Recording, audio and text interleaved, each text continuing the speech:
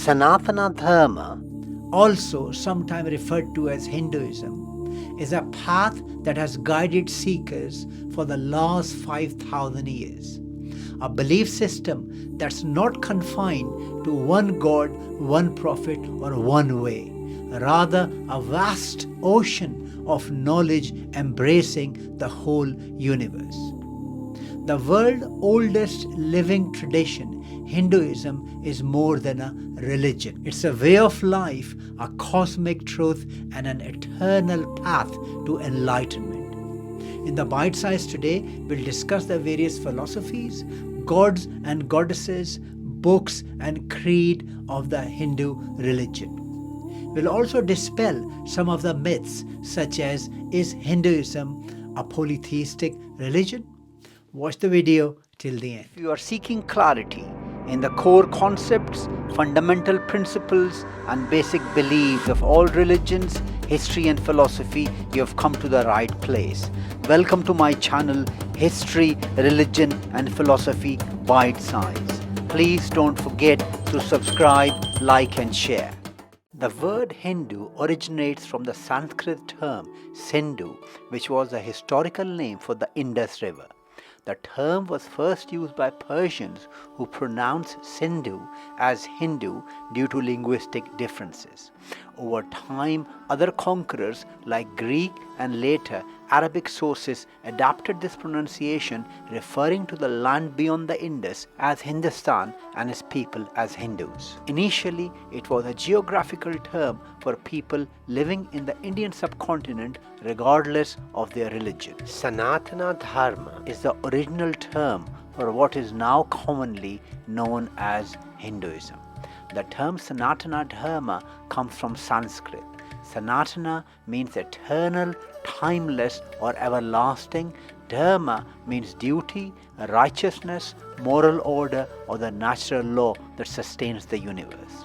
Sanatana Dharma refers to the eternal and universal principles that govern life, morality, and spirituality. It is not a fixed religion but a way of life that emphasizes Dharma, which is righteous living, Karma, which is the law of cause and effect, Moksha, which is liberation from the cycle of rebirth, Bhakti, which is devotion, Jnana, which is knowledge, and Yoga, which is spiritual discipline. I will explain some of these terms later on in the video. The purpose of the bite-sized videos is to break down complex concepts into simple and easy to understand narrations. It requires a lot of effort and research. Please don't forget to like, subscribe, and share so we can spread the message as much as possible. The Indo-Aryan migration theory suggests that the Indo-Aryan people migrated from the Central Asian steppe, possibly around modern-day Ukraine, Russia, or Kazakhstan, into the Indian subcontinent around 1500 BCE. They entered through the northwest, which is present-day Afghanistan and Pakistan, and gradually spread across northern India. They brought with them the Vedic Sanskrit, the language of Vedas, the oldest Hindu scriptures. It was a fusion of Indo-Aryan tradition with the local people called the Dravidians, who were the inhabitants of areas like Mohenjo-daro and Harappa, which gave rise to what is now called Hinduism. Simply put, the arrival of the Aryans who brought the Vedas, the earliest Hindu scripture, marked the Vedic period from 1500 to 500 BCE. The Vedic religion centered on rituals, fire sacrifices, and hymns to gods like Indra, Agni, and Varuna. The second period is called the Epic and Puranic age from 500 BCE to 500 CE. This saw the creation of epics such as Ramayana, Mahabharata, and Bhagavad Gita, which became a central spiritual text.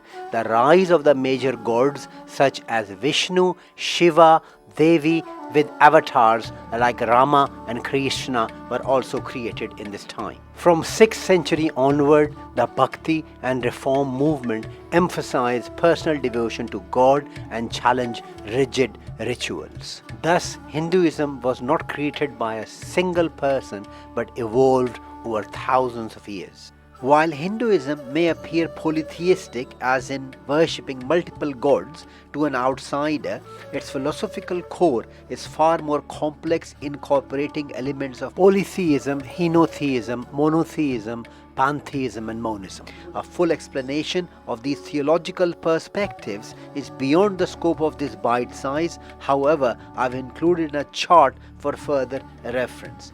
Please note that the concepts of Hindu monism and pantheism are very close to the Neoplatonic concepts of the Greeks and the Sufi Muslim concepts of Wahdatul Wajud.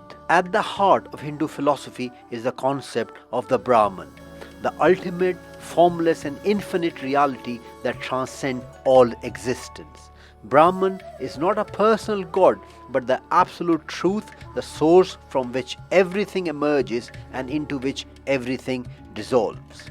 The many gods and goddesses in Hinduism are considered manifestations, aspects, or personal forms of this one supreme reality. This is precisely why it would be wrong to label Hinduism as a form of polytheism. In Hinduism, the hierarchy of gods is complex.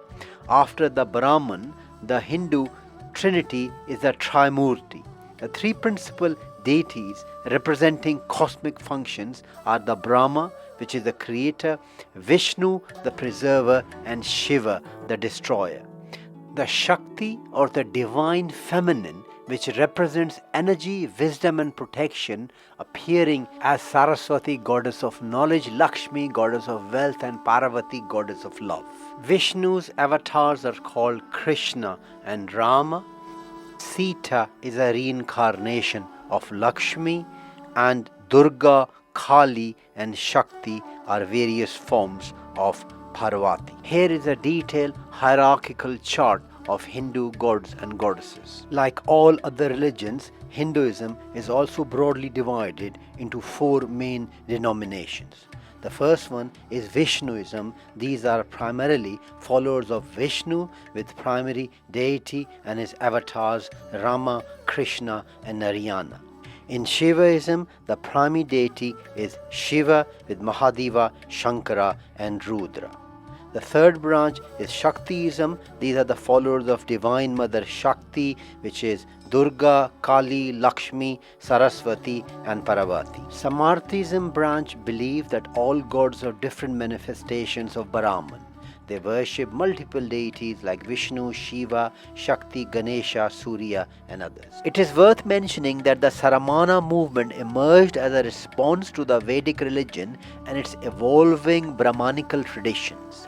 The Saramana traditions, often classified as Nastika, in contrast to the Astika schools, rejected the authority of Vedas and Brahmin priesthood. Over time, major Nastika traditions such as Buddhism and Jainism developed as distinct religions. Perhaps I will make a separate video exploring these two movements in more detail. Hindu literature is vast and diverse, spanning sacred texts, epics, philosophical treatises and devotional poetry. It's divided into the Shruti, that which can be heard, and the Simriti, that which is remembered. The foundational scriptures, called the Vedas, are divided into four: the Rig Veda, the Yajur Veda, the Sama Veda and the Athra Veda. These are composed in Sanskrit and considered the oldest religious texts. The Upanishads, which form the philosophical core of Hinduism, were created between 800 to 500 BCE.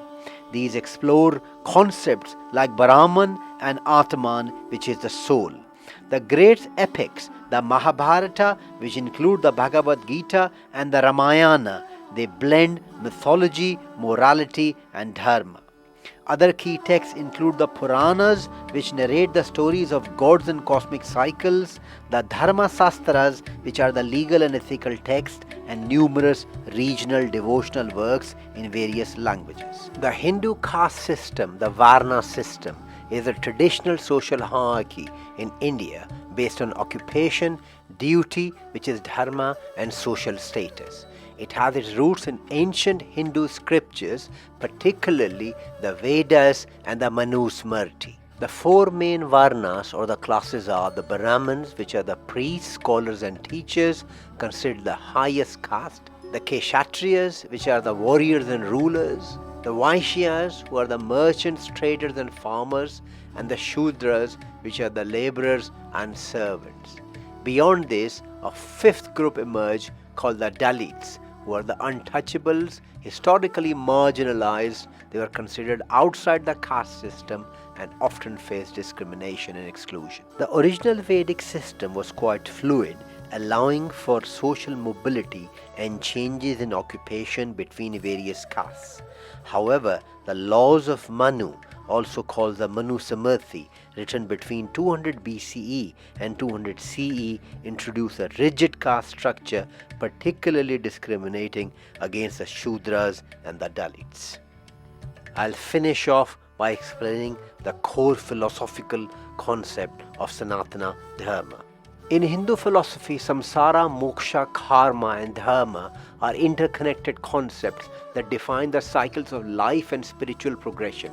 Samsara refers to the endless cycle of birth, death and rebirth called reincarnation, where the soul or Atman takes on new lives based on its past actions. This cycle is governed by karma, the law of cause and effect, which states that every action, good or bad, has consequences that shape future experiences. To attain moksha or liberation from samsara, one must break free from worldly attachments and ignorance, realizing the true nature of the self as identical to Brahman, which is the ultimate reality. Achieving moksha requires following one's dharma or righteous duty, which varies based on one's role in society, personal responsibilities and spiritual path. By living according to dharma and accumulating good karma, an individual moves closer to moksha, escaping the cycle of samsara and achieving eternal peace. I hope you have liked the video today. Please post your comments and questions in the section below.